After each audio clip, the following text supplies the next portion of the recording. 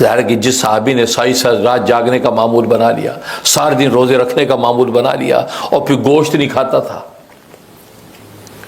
عبداللہ ابن عمرو ابن عاص، ظاہر ہے کہ وہ دبلے پتلے ہو گئے، کمزور ہو گئے.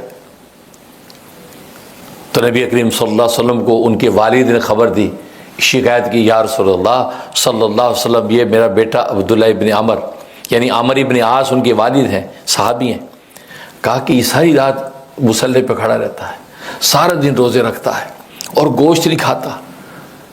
کہتا اچھا بلاؤ.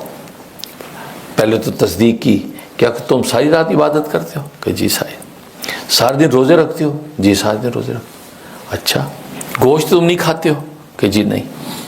اصل میں اس زمانے میں گوشت نہ کھانے کے بارے میں ایک تصور تھا کہ اگر انسان روحانیت کی منازل طے کرنا چاہتا تو گوشت نہ کھائے، کیونکہ گوشت کھانے سے انسان کی جنسی اور سفلی خواہشات ابھرتی ہیں، جس کے نتیجے میں اس کی عبادات میں خلل لاحق ہوتا ہے. تو زمانہ جاہلیت نے تصور بنا رکھا تھا تو گوشت نہ کھانے سے گویا کہ روحانی ترقی ہوتی ہے. اس تصور کے تحت اس وقت گوشت نہیں کھاتے تھے جو لوگ اس طرح کی جو ہے عبادتیں کرتے یا رحمانی اختیار کرتے تھے. لیکن آج اگر کوئی طبی طور پر سوچتا ہے کہ یار طبی طور پہ مجھے گوشت نقصان دیتا ہے، بڑا گوشت یا ریڈ میٹ ڈاکٹر نے منع کر دیا ہے، ہارٹ پرابلم ہے، تو طبی مجبوری میں انسان اگر مزاج کی وجہ سے گوشت نہیں کھاتا تو وہ اس زمرے میں شامل نہیں ہے، وہ گوشت کھا سکتا ہے.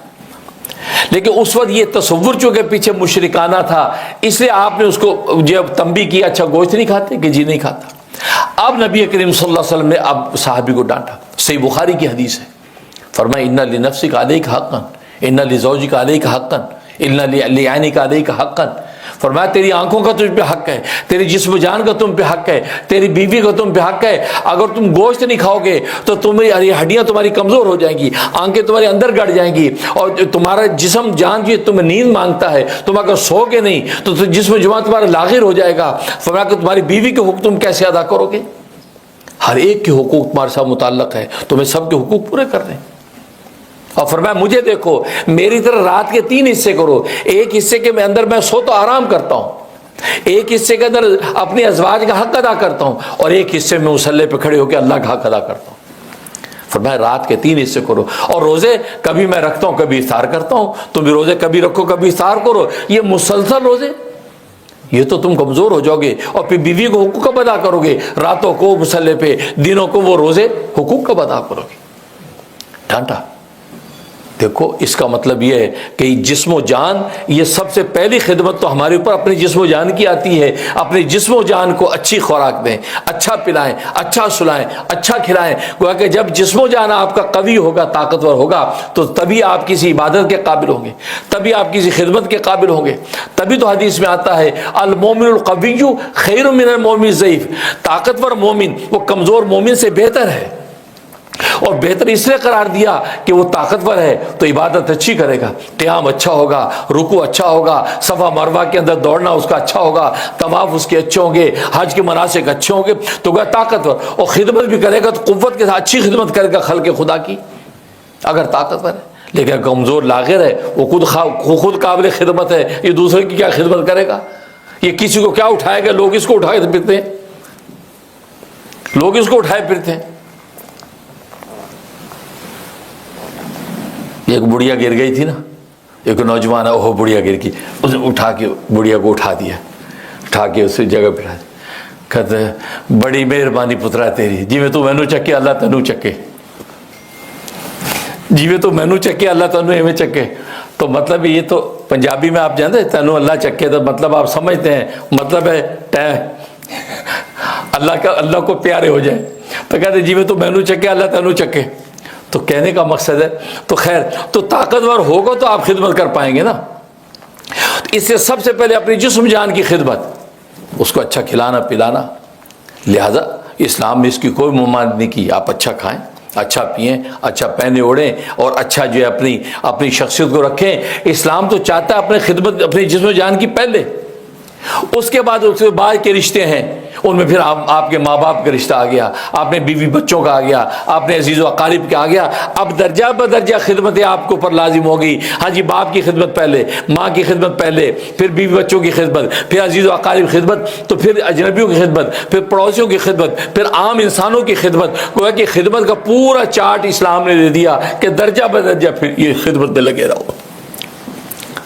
کہتے عبادت سے ملتی ہے جنت، اور خدمت سے خدا ملتا ہے. خدمت سے خدا ملتا ہے. جب خدا ہی مل گیا تو جنت جھونگے میں. اسے نری عبادت میں ناز کر کے انسان اگر بیٹھا رہے اور کسی دوسرے کی خدمت کے لیے سر نہ اٹھائے تو یہ اللہ تبارک و تعالیٰ کو گوارا نہیں ہے. یا خدمت نہیں کر سکتے تو کم از کم اپنی اذیت سے دوسروں کو محفوظ رکھو.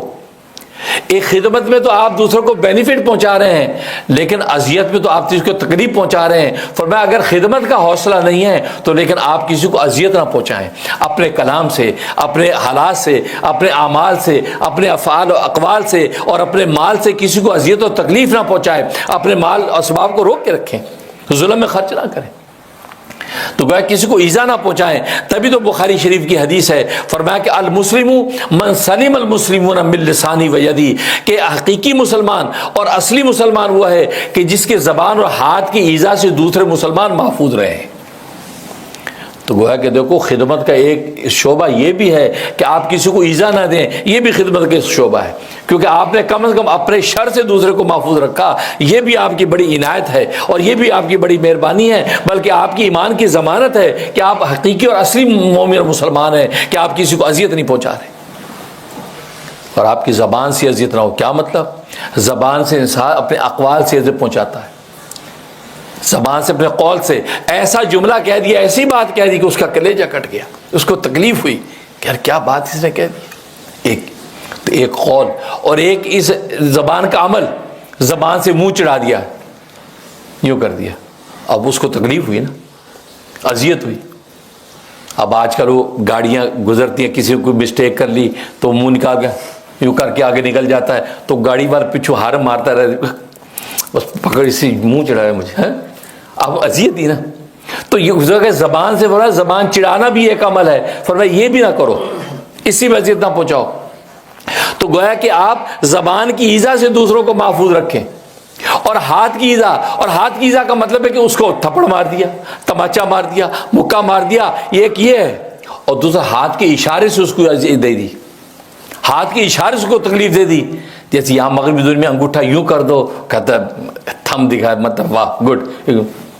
اب آپ یوں کرنے سے اس کو تکلیف ہوئی کہ یار یہ مجھے لوزر کر دیا اس نے، تو آپ کو ایزی ہوئی نا.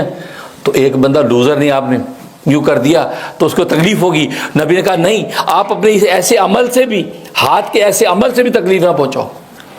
اور پھر اس ہاتھ کے اندر جو ہاتھ کی کمائی، جو مال بناتے ہیں آپ، اس مال کے ذریعے سے تو آپ لوگوں کو تکلیف پہنچا سکتے ہیں نا. رشوت دی جناب، وہ کہتا تھانے میں پولیس کو رشوت دی اور پکڑوا دیا، رشوت دی، یہ کر دیا. تو وہ کہتا وہ ہاتھ کی جو کمائی تھی مال، اس کے ذریعے سے تم لوگوں کو ایذا دے رہو. اس سے نبی نے فرمایا حقیقی اور اصلی مسلمان ہوا ہے جس کے زبان اور ہاتھ کی ایذا سے دوسرے مسلمان محفوظ رہے.